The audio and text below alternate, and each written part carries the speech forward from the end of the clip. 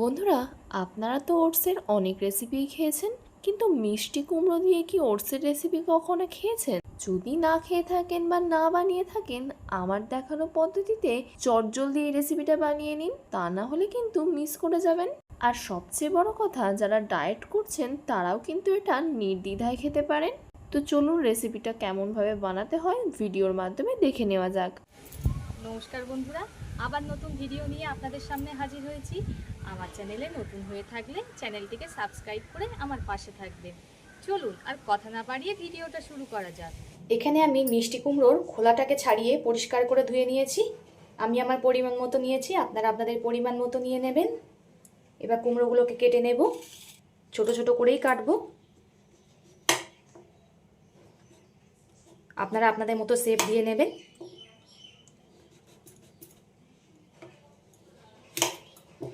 বন্ধুরা, কুমড়ো দিয়ে ওটসের রেসিপি একবার হলেও ট্রাই করবেন।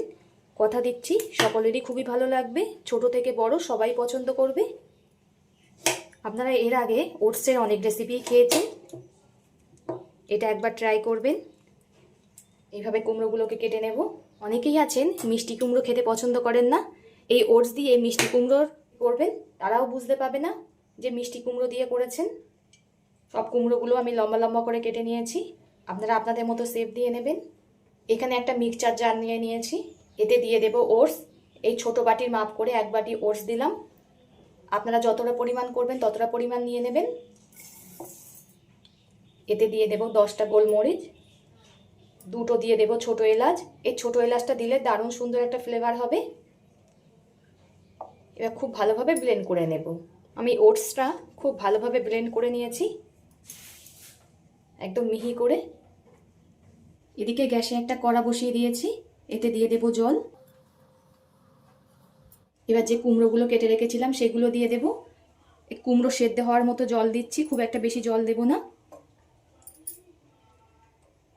অনেকে আছে কুমড়ো খেতে পছন্দ করেন না, কুমড়ো দিয়ে ওটসের এই রেসিপি তাদের করে দেবেন, তারাও বুঝতে পাবে না যে আপনি কুমড়ো দিয়ে রেসিপি করেছেন।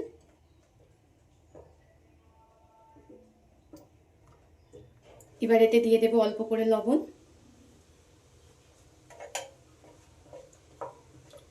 এবার কুমড়োটাকে খুব ভালোভাবে সিদ্ধ করে নেব।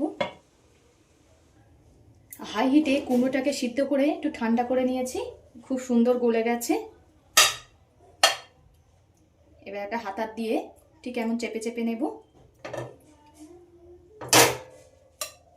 কুমড়োটা কিন্তু খুব ভালোভাবে গলিয়ে নিতে হবে, নয়তো ওটসের সঙ্গে মাখলে দানা দানা হয়ে থাকবে, ভালো লাগবে না। কুমড়োটা আমি খুব ভালোভাবে এই হাতা দিয়ে মেখে নিয়েছি। এবার এতে ব্লেন্ড করে রাখা ওটসটা দিয়ে দেব। ওটস আর কুমড়ো খুব ভালোভাবে মেখে নিতে হবে। আমি এই কড়ার মধ্যে খুব ভালোভাবে মেখে নেব। এতে দিয়ে দেব অল্প করে আটা। আপনারা চাইলে আটার পরিবর্তে ময়দাও দিতে পারেন। এতে এবার দিয়ে দেব অল্প করে কালো জিরে, দিয়ে দেব জোয়ান। জোয়ানটা একটু হাতে ডলে দিয়ে দেব, তাহলে সুন্দর একটা ফ্লেভার হবে। অনেকেই আছে আটা ময়দার জিনিস খেলে গ্যাস অম্বল হয়, এই জোয়ানটা দিলে তাদের কোনো সমস্যা হবে না, তারাও খুব ভালোভাবে খেতে পারবে। দিয়ে দেব স্বাদ মতো লবণ।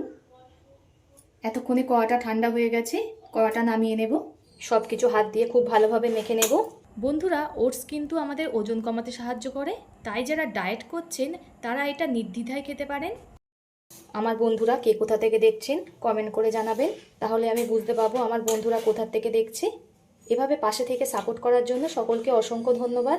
আমি কিন্তু এতে একটুও জল ব্যবহার করিনি, কুমড়োতে যে জল ছিল তাই দিয়ে আমার মাখা হয়ে গেছে। আপনাদের যদি মনে হয় একটু জল দেওয়ার দরকার আছে, তখন অল্প অল্প জল দিয়ে মেখে নেবেন। আপনারা ভাবতেই পারবেন না যে কুমড়ো আর ওটস দিয়ে এত দারুণ একটা রেসিপি হয়। অনেকেই আছে ইচ্ছা হলেও খেতে পারেন না, কিন্তু এই পদ্ধতিতে করবেন তাদেরও কোনো গ্যাস অম্বল হবে না, তারাও মন ভরে খেতে পারবে। খুব ভালোভাবে কিন্তু মাখতে হবে, যত সুন্দর করে মাখবেন পরোটাটা তত দারুণ হবে। খুব ভালোভাবে মাখা হয়ে গেছে, খুব নরমও না খুব শক্তও না, ঠিক এইভাবেই মাখতে হবে। এবার ঢাকা দিয়ে 10 মিনিট মতো রেখে দেব রেস্টে। আমি 10 মিনিট ঢাকা দিয়ে রেখে দিয়েছিলাম, আবার একটু ভালো করে মেখে নেব। যত ভালো করে মাখবেন ততই সফট হবে, তাই খুব ভালোভাবে মেখে নিতে হবে। এবার নেচি কেটে নেব।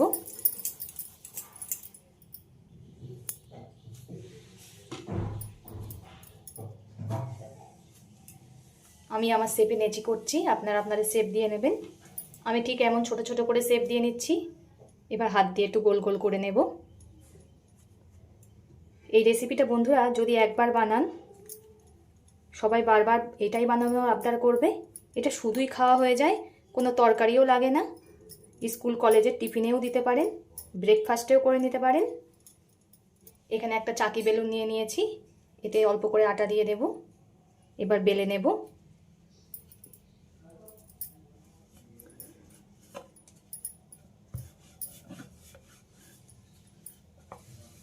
খুব চেপে বেললে হবে না, হালকা হাতে ঠিক এমন একটু ঘুরিয়ে ঘুরিয়ে বেলতে হবে।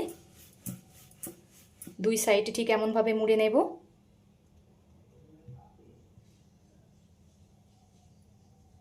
এইভাবে ফোল্ড করে পরোটা বেললে বন্ধুরা খুব মুচমুচে হবে আর খুব সুন্দর ফুলবে।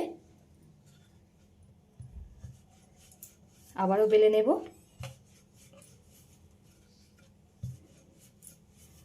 আপনারা আপনাদের মতো শেপ দিয়ে নেবেন। আমি দু রকম পদ্ধতিতে আপনাদের করে দেখাচ্ছি।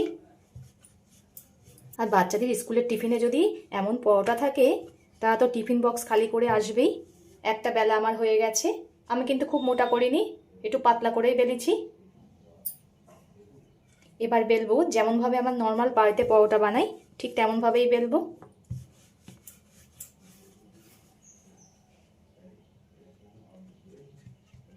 আপনারা পুরো অবাক হয়ে যাবেন, ওটস আর মিষ্টি কুমড়ো দিয়ে এত দারুণ একটা পরোটা হয়। যেমনভাবে আমরা বাড়িতে নর্মাল পরোটা বেলি, ঠিক তেমনভাবেই বেলে নিলাম। একই রকমভাবে সব পরোটাগুলো বেলে নেব।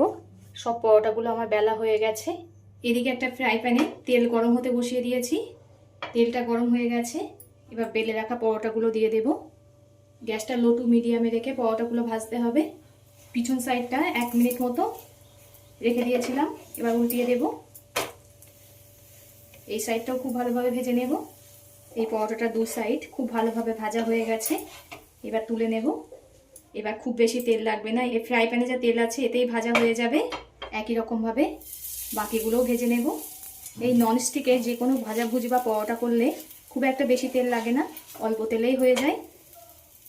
সবগুলো আমার ভাজা হয়ে গেছে। এটা কিন্তু খুবই নরম হয়। দেখুন কত সুন্দর নরম হয়েছে। আর দেখেছেন তো কত সহজে বানানো হয়ে যায়। এই ওটস আর মিষ্টি কুমড়োর পরোটাটা আপনাদের কেমন লেগেছে কমেন্ট করে জানাবেন। আপনাদের কমেন্টের আশায় থাকবো। এতক্ষণ ধৈর্য ধরে ভিডিওটা দেখার জন্য সকলকে অসংখ্য ধন্যবাদ। সবাই সুস্থ থাকবেন, ভালো থাকবেন। পরবর্তী একটা নতুন রেসিপি নিয়ে আপনাদের সামনে আবার হাজির হচ্ছি।